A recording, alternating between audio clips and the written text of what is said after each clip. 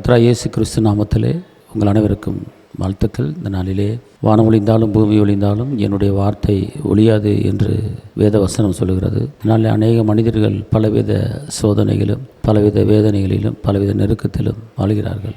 நமக்கு ஆற்றி தேற்றி கரம்படித்து நடத்துகிற கர்த்தர் நமக்கு அவர் ஜீவனை கொடுத்து பலனை கொடுத்து அற்புதமாய் அதிசயம் நடத்தி வருகிறார். இந்த நாளிலும் கூட தேற்றப்படாத மக்கள் நிறைய இருக்கிறாங்க. இப்போ இந்த நாளிலே நாம் தேற்றப்பட வேண்டும். எல்லா காரியத்திலும் தேற்றப்பட வேண்டும். படிப்பு காரியத்திலே தேற்றப்பட வேண்டும், வாழ்க்கையிலே தேற்றப்பட வேண்டும், வேலையிலே தேற்றப்பட வேண்டும், குடும்ப வாழ்க்கையிலே தேற்றப்பட வேண்டும். இந்த தேற்றப்படாமல் இருக்கிற வேலையிலே நமக்கு வருகிற போராட்டம், சோதனைகள், வேதனைகள், பலவீனங்கள் வரும். அதாவது தேற்றவாளனாகிய பரிசுத்த ஆவியானவர் நம்மளை தேற்ற விரும்புகிறார். அன்பார்ந்தவர்களே, பிரசங்கி 4:1 சொல்லுகிறது, இதற்கு பின்பு நான் சூரியனுக்கு கீழே செய்யப்படும் கொடுமையை எல்லாம் சிந்தித்து பார்த்தேன். இதோ ஒடுக்கப்படவர்களின் கண்ணீரை கண்டேன், அவர்களை தேற்றுவார் இல்லை. ஒடுக்குகிறவர்கள் பட்சத்தில் பலம் இருந்தது, அப்படி இருந்தும் தேற்றுவார் இல்லை. அதாவது அநேக மக்கள் இந்த நாட்களிலே பலவித சோதனைகளிலே ஒடுக்கப்படுகிறார்கள். கடன் பிரச்சனை என்கிற ஒரு சோதனையில் ஒடுக்கப்படுகிறார்கள். பலவீனம் என்கிற ஒரு சோதனையிலே ஒடுக்கப்படுகிறார்கள். சண்டை என்கிற ஒரு போராட்டத்திலே ஒடுக்கப்படுகிறார்கள். திருமணம் நடக்க முடியாமல் ஒடுக்கப்படுகிறார்கள். குடும்பத்தில் ஒரு மனது இல்லாமல், சமாதானம் இல்லாமல் ஒடுக்கப்படுகிறார்கள். எனக்கு எப்போது ஒரு விடிவெள்ளி, ஒரு வெளிச்சம் கிடைக்கும், எப்போது எனக்கு நிம்மதி கிடைக்கும், எப்போது எனக்கு சமாதானம் கிடைக்கும், என் வாழ்க்கையில் வெளிச்சம் கிடைக்காதா? நான் விவரம் தெரிந்த காலத்திலிருந்து ஒரு இருளுக்குள்ளே தானே என் வாழ்க்கை போய்கொண்டு இருக்கிறது என்று நீங்கள் நினைக்கலாம். ஆனால் கர்த்தருடைய வார்த்தை உங்களை தேற்றும்படி இந்த நாளில் கடந்து வருகிறது. அன்பார்ந்தவர்களே, அநேகர் ஒடுக்கப்பட்டு வேதனைப்பட்டு இருக்கிறதே அறிய முடிகிறது. அவர் ஒருபோது நம்மளை கைவிடாத கர்த்தர். இன்னொரு வசனத்தை நான் வாசிக்கிறேன். புலம்பல்ல 1:2 சொல்லுகிறது, ராக்காலத்திலே அழுது கொண்டு இருக்கிறாள், அவளை கண்ணீர் அவள் கன்னங்களில் வடிகிறது. அவளுடைய நேசர் எல்லாருக்குள்ளும் அவளை தேற்றுவார் ஒருவரும் இல்லை. அவளுடைய சிநேகிதர் எல்லாரும் அவளுக்கு துரோகிகளும் சத்துருக்களும் ஆனார்கள். அதாவது நம்மளை சுற்றி இருக்கிறவங்க நம்மளுக்கு உதவி செய்ய முடியாவிட்டாலும் நம்மளை நிந்தனைக்கு உட்படுத்தாமல், சோதனைக்கு உட்படுத்தாமல், குற்றப்படுத்தாமல், குறை சொல்லாமல் இருந்ததே நல்லது. ஆனால் அவளுடைய சிநேகிதர் எல்லாரும் அவளுக்கு துரோகிகளும் சத்துருக்களும் ஆனார்கள். அன்பார்ந்தவர்களே, நாம் ஒருவித போராட்டத்தில் மாட்டி தவிக்கும் போது நம்மளை தேற்றுவார் எந்த மனிதரும் வர முடியாது. நம்மளை ஆறுதல் படுத்த எந்த மனிதர்களும் வர முடியாது. நம்முடைய பழகினவர்கள் துரோகிகளாக மாறுவார்கள். வேதவசம் இப்படித்தான் கூறுகிறது. எப்படி கூறுகிறது என்று கேட்டால், அவருடைய சிநேகிதர் எல்லாரும் அவளுக்கு துரோகிகளும் சத்துருக்களும் ஆனார்கள். அப்போ தேற்றுவார் ஒருவரும் இல்லை என்று சொல்லப்பட்டிருக்கிறது. இப்படிப்பட்ட சூழ்நிலையில் வாழுகிற அநேகர் இருக்கிறாங்க. இப்படிப்பட்ட நிலைமையில் வாழுகிற அநேகர் இருக்கிறாங்க. அப்போ எப்படி இதிலிருந்து விடுதலை பெறுவது? எப்படி இதிலிருந்து நம்ம காப்பாற்றப்படுவது? கர்த்தர் நம்மளை தேற்றுவாரா, தேற்ற மாட்டாரா, நமக்கு ஆறுதல் படுத்த யாருமே இல்லையே என்கிற ஒரு வேதனை நமக்குள்ளே இருக்கலாம். அன்பார்ந்தவர்களே, இந்த நாளிலே கர்த்தர் உங்களை ஒருபோதும் கைவிட மாட்டார். எரேமியால 1:9 சொல்கிறது, அவளுடைய அசுசம் அவள் வார்த்தை ஓரங்களில் இருந்தது, தனக்கு வரப்போகிற முடிவை நினையாதிருந்தாள், ஆகையால் அதிசயமாய் தாழ்த்தப்பட்டு போனாள், தேற்றுவார் இல்லை. கர்த்தாவே, என் சிறுமையை பாரும், பகையின் பெருமையை பாராட்டினானே. அன்பார்ந்தவர்களே, இந்த நாளிலே இந்த எரேமியாவின் புலம்பலை கேளுங்கள். இந்த வார்த்தை என்ன சொல்கிறது? அன்பார்ந்தவர்களே, தேற்றுவார் இல்லை, கர்த்தாவே சிறுமையை பாரும், பகையின் பெருமையை பாராட்டினான். அன்பார்ந்தவர்களே, இன்றைக்கி எத்தனையோ குடும்பங்களிலே வேதனைகள், நிந்தைகள், அவமானங்கள் இருக்கும்போது, ஆனால் நமக்கு பகைவர்கள் உண்டாவார்கள், நம்மளை எள்ளி நகையாடிவார்கள். இந்த நாளிலே கடன் பிரச்சனை மூலமாக தேற்றப்படாமல் இருக்கீங்களா? பலவீனத்திலே தேற்றப்படாமல் இருக்கீங்களா? நிந்தையிலே தேற்றப்படாமல் இருக்கீங்களா? அவமானத்திலே தேற்றப்படாமல் இருக்கீங்களா? குடும்ப வாழ்க்கையிலே தோல்விங்கிற அந்த சூழ்நிலையில் நீங்கள் தேற்றப்படாமல் இருக்கிறீங்களா? வெற்றி வேந்தன் இயேசு, விடுதலை நாயகர் இயேசு, கரம் பிடித்த இயேசு உங்களை தேடி வந்து உங்கள் வழக்கரத்தை பிடித்து உங்களை தாங்கும்படி, உங்களை நடத்தும்படி கர்த்தர் உங்கள் பக்கத்தில் வந்திருக்கிறார். நீங்கள் கலங்க வேண்டாம், நீங்கள் தேய்க்க வேண்டாம், பயப்படாதிருங்கள். அவர் ஒருபோதும் உங்களை கைவிட மாட்டார். அவர் இரக்கத்தின் தேவன், அவர் வெற்றியின் தேவன், அவர் கரம்பிடித்து நடத்துகிற தேவன். ஏசாயா 66:13 ஒரு தாய் தேற்றுவது போல உங்களை நான் தேற்றுவேன். ஒரு தாய் தேற்றுவது போல் என் நேசர் தேற்றுவார். ஒரு தாய் தேற்றுவது போல் என் நேசர் தேற்றுவார். அல்லேலூயா, அல்லேலூயா, அல்லேலூயா, அல்லேலூயா.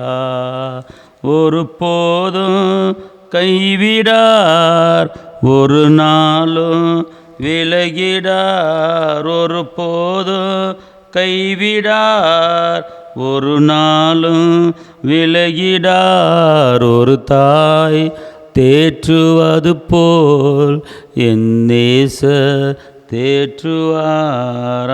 அல்லேலூயா, அல்லேலூயா, அல்லேலூயா, அல்லேலூயா. எனக்காக மரித்தாரே, என் பாவம் சுமந்தாரே. எனக்காக மரித்தாரே, என் பாவம் சுமந்தாரே.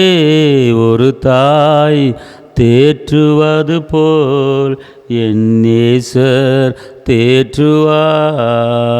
அல்லேலூயா, அல்லேலூயா, அல்லேலூயா, அல்லேலூயா.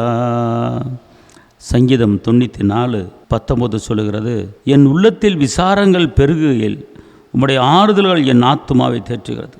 நம்முடைய உள்ளத்தில், நம்முடைய ஆத்துமாவில் விசாரங்கள், போராட்டங்கள், நெருக்கங்கள், சஞ்சலங்கள், தவிப்புகள் பெருகும்போது நம்மை ஆறுதல் படுத்த நம்ம இரட்சகர் இயேசு வருகிறார். இந்த நாளில் எந்த காரியத்திலே உங்கள் உள்ளத்தில் விசாரங்கள் இருக்கிறது? எந்த காரியத்தை நிமித்தமாக உங்கள் உள்ளத்தில் விசாரங்கள் பெருகி கொண்டு போகிறது? வேலை இல்லையா? விசாரங்கள் பெருகி கொண்டு போகிறதா? திருமண தடையா? விசாரங்கள் பெருகி கொண்டு போகிறதா? குடும்பத்தில் ஒரு மனது இல்லையா? விசாரங்கள் பெருகி கொண்டு போகிறதா? உங்களை சுற்றி இருக்கிறவங்களை நெருக்கி உங்களை நிந்தனைக்குள்ளே அவமானத்துக்குள் நடத்துனாங்களா? அப்படி விசாரங்கள் உள்ளத்தில் இருக்கிறதா? ஆனால் இன்று உங்கள் விசாரங்களை போக்கும்படி, உங்கள் கவலைகளை போக்கும்படி, உங்கள் நிந்தைகளை போக்கும்படி, உங்கள் அவமானங்களை போக்கும்படி தேற்றரவலனாகிய என் தேவாதி தேவன், என் ராஜாதி ராஜா இயேசு மகாராஜா உங்களை தேற்றும்படி உங்கள் பக்கத்தில் இப்போது கடந்து வருகிறார். அவர்தான் தேற்றரவாளன், நல்ல சமாரியன். கண்டீரை கண்டேன், உன் துக்க நாட்கள் முடிந்தது என்று சொல்லுகிறவர். வருத்தப்பட்டு பாரம் சுமக்குள்ள எல்லாரும் என்கிட்ட வாங்க, நான் உங்களுக்கு இளைப்பாறுதல் தருவேன் என்று சொன்னவர். யார் உன்னை கைவிட்டால் நான் உன்னை கைவிட மாட்டேன் என்று சொன்னவர். ஆபத்து காலத்தில் நோக்கி கூப்பிடு, நான் உன்னை விடுவிப்பேன் என்று சொன்னவர். உங்களை பாதுகாக்க கடந்து வருகிறார். உங்களை தேற்ற கடந்து வருகிறார். உங்கள் துக்கத்தை முறியடிக்க, உங்கள் வேதனை முறியடிக்க கடந்து வருகிறார். பயப்படாதீர்கள் அன்பார்ந்தவர்களே. உங்கள் உள்ளத்தில் விசாரங்கள் பெருகி கொண்டு இருக்கிறதா? எனக்கு ஆறுதல் படுத்த யாருமே இல்லையே, என்னை விசாரிக்க யாருமே இல்லையே. கர்த்தர் சொல்றார், நான் உன்னை விசாரிக்கிறபடியால் உன் கவலை என் மேலே வச்சிரு. அன்பார்ந்தவர்களே, இந்த நாட்களிலே அநேக பெற்றோர்கள் திருமண வயதை கடந்தும் பிள்ளைகளுக்கு திருமணம் முடிக்கவில்லை என்று அநேக தாய்மார்கள் புலம்புவதை பார்க்க முடிகிறது. இதிலிருந்து விடுதலை பெற முடியாமல், ஒரு நன்மை நடக்க முடியாமல், ஒரு அற்புதம் நடக்க முடியாமல், ஒரு அதிர்ச்சி நடக்க முடியாமல், உள்ளத்திலே ஒரு சந்தோஷம் இல்லாமல், உள்ளத்தில் ஒரு சமாதானம் இல்லாமல் வேதனையோடு வாழுகிற எத்தனையோ தாய்மார்கள் இந்த நாட்களில் இருக்கிறாங்க. அன்பார்ந்தவர்களே, நீங்கள் காத்திருப்பதனாலே நீங்கள் கவலைப்பட வேண்டாம். நீடிய பொறுமையாக இருப்பதனாலே நீங்கள் கவலைப்பட வேண்டாம். கர்த்தர் உங்கள் பிள்ளைகளுக்கு ஒரு பெரிய அற்புதம் செய்ய போகிறார். உங்கள் பிள்ளைகள் வெளியே புறப்பட்டு போய் கொளுத்த கன்றுகளை போல வளரும்படியாக கர்த்தர் உங்களை பெருக பண்ண வைக்க போகிறார். உங்கள் துக்க நாட்கள் முடிந்தது, பயப்படாதீர்கள். உங்கள் உள்ளத்தில் வேதனையோடு இரவும் பகலும் தூக்கம் இல்லாமல் அவதிப்பட்டு கொண்டு இருக்கீங்களா? பிள்ளைகளை நினைத்து, குடும்பத்தை நினைத்து, எதிர்காலத்தை நினைத்து, என்னை தேற்றுவார் யாரும் இல்லையே, என்னை ஆறுதல் படுத்த யாருமே இல்லையே, நான் ஒதுக்கப்பட்ட நிலைமையிலே, தள்ளப்பட்ட நிலைமையிலே, அனாதைக்கப்பட்ட நிலைமையிலே நான் வாடி தவித்து கொண்டு இருக்கிறேன் என்று கலங்கி தவிக்கிறீங்களா? இந்த உலகத்தில் யாரும் உங்களை நேசிக்காமல் போனாலும், இந்த உலகத்தில் யாரும் உங்கள் மேலே அனுபவிக்காமல் போனாலும், என் தகப்பன் இயேசு உங்களை நேசிக்கிறார். என் தகப்பன் இயேசு உங்கள் மேலே அனுபவிக்கிறார். என்னை யாருமே தேற்றலையே, ஒரு நல்ல வார்த்தை எனக்கு யாருமே சொல்லலையே. கூட பிறந்தவர்கள், நண்பர்கள், பழகினவர்கள் உங்களுக்கு சத்ருவாக மாறலாம். இரத்த பாசம் கூட உங்களை கண்டு காணாமல் இருக்கலாம். இரத்த பாசம் கூட உங்களை பார்த்து வருடக்கணக்காக இருக்கிறாங்க. இந்த நாட்களில் அப்படிப்பட்ட நிலைமையில் வாழுகிற தேவ பிள்ளைகள் இருக்கிறாங்க. கூட பிறந்த சகோதரன், சகோதரி, அண்ணன், தம்பி நேருக்கு நேர் பார்த்து பல வருடங்கள் ஆகிவிட்டது. அப்படிப்பட்ட தேவ பிள்ளைகள் வாழ்கிறாங்க. அக்காவை பார்த்து ரொம்ப நாள் ஆச்சு, தங்கச்சி சொல்லுது அக்காவை பார்த்து ரொம்ப நாள் ஆச்சு, வருஷக்கணக்காச்சு. அண்ணன் சொல்கிறான் தம்பியை பார்த்து ரொம்ப நாள் ஆச்சு. உடன்பிறப்புகள், இரத்த பாசம். ஏனென்றால் அவர்கள் திருமணம் முடித்து போன உடனேயே அந்த பாசங்கள் மாறிவிடும். ஆனால் மனிதர்கள் கைவிடலாம், மனிதர்கள் தள்ளலாம். ஆனால் என் தகப்பன் இயேசு உங்களை ஒருபோதும் கைவிட மாட்டார், உங்களை ஒருபோதும் தள்ள மாட்டார். கூட பிறந்த சகோதர சகோதரிகள் வராமல் இருக்கலாம், பெத்த தாய் தகப்பன் வராமல் இருக்கலாம். ஆனால் உங்களை பார்த்து ஏசப்பா சொல்றார், ஸ்திரீயானவள் தன் பாலகனை மறந்தாலும் நான் உன்னை மறப்பதில்லை. மாக்காத்த சீரா, உன்னை உள்ளங்கையிலே பொருத்தி வைத்திருக்கிறேன், நீ என்னால் மறக்கப்படுவது இல்லை என்று என் தகப்பன் இயேசு சொல்கிறார். எனக்கு யாருமே இல்லையே, நான் அனாதையே என்று சொல்லாதீங்க. உங்களை தேற்றுகிற கர்த்தர் உங்கள் நடுவில் வருகிறார். உங்களை ஆறுதல் படுத்துகிற கர்த்தர் உங்கள் நடுவில் வருகிறார். உங்கள் அப்பத்தையும் தண்ணீரை ஆசீர்வதித்து உங்கள் நோயை உங்களை விட்டு விலக்குகிற கர்த்தர் உங்கள் பக்கத்தில் இருக்கிறார். உன் கண்ணீரை கண்டேன், உன் துக்க நாட்கள் முடிந்தது என்று சொன்னவர் உங்கள் பக்கத்தில் இருக்கிறார். சுமை சுமந்து சோர்ந்திருப்போரை எல்லாரும் என்கிட்ட வாங்க என்று சொன்னவர் உங்கள் பக்கத்தில் இருக்கிறார். ஏன் கலங்குறீங்க? ஏன் வேதனைப்படுறீங்க? துன்ப நேரம் சோர்ந்து விடாதே, துன்ப நேரம் சோர்ந்து விடாதே என்று ஒரு ஆறுதலான வார்த்தையை உங்களுக்கு சொல்கிறார். கண்டு உன்னை அழைத்த தேவன் உங்களை கைவிட மாட்டார். அவர் சமூகத்துக்கு வாங்க. உங்கள் இருதயத்தை தேவ சமூகத்தில் ஊற்றி விடுங்கள். அன்னாலாமால் இருதயத்தை ஊற்றினால் வெற்றியை பெற்றார்கள், ஜெபத்துக்கு பதிலை பெற்றார்கள். அதே போல் தேவ சமூகத்தில் உங்கள் இருதயத்தில் இருக்கிற எல்லா பாரங்களையும் எல்லா வேதனைகளையும் என் தகப்பன் இயேசுவினிடத்தில் ஊற்றி விடுங்கள். உங்களை கைவிட மாட்டார். அன்பார்ந்தவர்களே, இந்த நாளிலே தேற்றப்படாத அன்பான தேவ பிள்ளைகள் நிறைய பேர் இருக்கிறாங்க. ஆத்துமாவில் கவலையை வரவிடாதீங்க. மன துக்கத்தினாலே ஆவி முறிஞ்சு போகும். மனதிலே துக்கத்தையும் வேதனையும் நெருக்கத்தையும் நீங்கள் கொண்டு வரும்போது ஆவி முறிந்து போகும், பலவீனங்கள் வரும். அன்பார்ந்தவர்களே, உன் ஆத்துமா வாழ்வது போல நீ எல்லாவற்றிலும் வாழ்ந்து நீ சுகமா இரு என்று அப்பன் இயேசு சொல்றார். வேறிடத்தில் 1000 நாள் வாழ்வதை விட உம்மிடத்தில் ஒரு நாள் மேலானது. வேறிடத்தில் 1000 நாள் வாழ்வதை விட உம்மிடத்தில் ஒரு நாள் மேலானது. உள்ளமும் உடலும் உமது இல்லத்தில், உள்ளமும் உடலும் உமது இல்லத்தில் கெம்பீரித்து சத்தமிடுது. ஆமேன், கெம்பீரித்து சத்தமிடுது. ஆறுதலின் தெய்வமே, உம்முடைய திரு சமூகம் எவ்வளவு இன்பமானது. ஆறுதலின் தெய்வமே. அன்பார்ந்தவர்களே, பிள்ளைய வாழ்க்கையில் அற்புதம் நடக்காமல் கவலையோடு இருக்கீங்களா? கடன் பிரச்சனை அதிகமாகி கவலையோடு இருக்கீங்களா? இன்றைக்கி இயேசப்பா உங்களை தேற்றுகிறார். தேற்றும்படி உங்கள் பக்கத்தில் வருகிறார். ஒரு நல்ல சமாரியன். கவலைப்படாதிருங்கள், கவலைப்படாதிருங்கள்.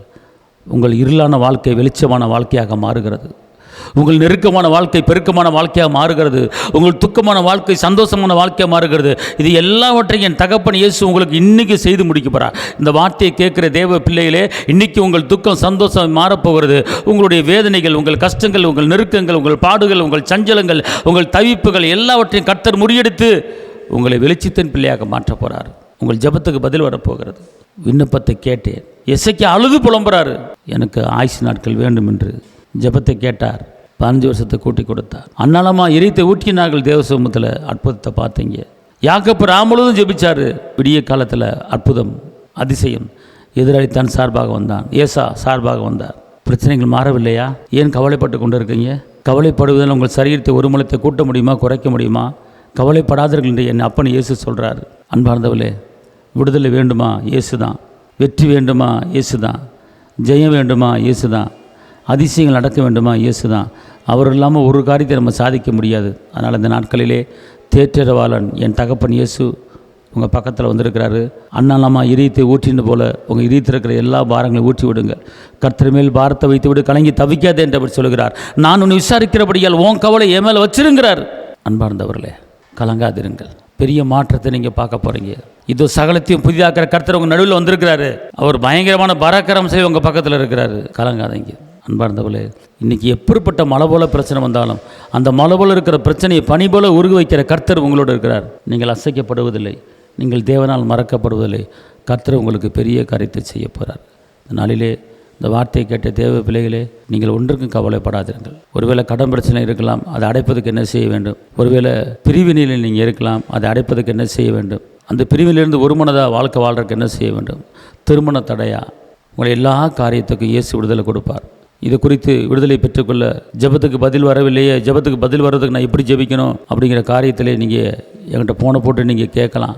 நான் உங்களுக்கு பரிசுத்த ஆவியான ஒரு ஒத்தாசையோடு உங்களுக்கு நான் ஆலோசனை கொடுப்பேன். இன்றைக்கி கடனில் இருந்தவங்க கடன் நிறைய பேர் அடைச்சிருக்கிறாங்க. பிரிவினையில் உள்ள குடும்பங்கள் நிறைய பேர் ஒன்று சேர்ந்துருக்கிறாங்க. எல்லாமே இயேசுடைய வார்த்தை மூலமாக கிட்டத்தட்ட 4 குடும்பங்கள் டைவர்ஸான குடும்பத்தை இயேசுவின் நாமத்தில் ஒன்று சேர்த்துருக்கிறோம். அநேக லட்சக்கணக்கான கடனில் உள்ளவர்கள் கடனை அடைக்க கர்த்தர் உதவி செஞ்சுருக்கிறாரு. எப்படி போய் நம்ம ஜெபிக்கணும், எப்படி கேட்கணும் அப்படிங்கிறத உங்களுக்கு நான் சொல்லிக் கொடுப்பேன். இந்த வார்த்தை கேட்குற தேவ பிள்ளைகளே, குடும்பத்தில் ஒரு மனது இல்லையா? பிரிவினை இருக்கிறதா? கணவன் சரியில்லையா? அல்லது மனைவி சரியில்லையா? அல்லது பிள்ளைகள் சரியில்லையா? ஒரு மனமான வாழ்க்கை வாழ என்ன செய்யணும்? கரணை அடைக்க என்ன செய்யணும்? சேர்ந்து வாழ என்ன செய்யணும்? வேலை இல்லாத காரியத்தை வேலை கிடைப்பதுக்கு எப்படி ஜெபிக்கணும்? கடன் அடைப்பதுக்கு எந்த வார்த்தை சொல்லி ஜெபிக்கணும்? இப்படி எப்படிப்பட்ட காரியம் இருந்தாலும் இயேசு உங்களுக்கு விடுதலை கொடுப்பார். இதை குறித்து உங்களுக்கு நான் ஆலோசனை கொடுப்பேன். அன்பார்ந்தவர்களே, கடன் அடைக்க எந்த வசனங்களை சொல்லி ஜெபிக்கணும்?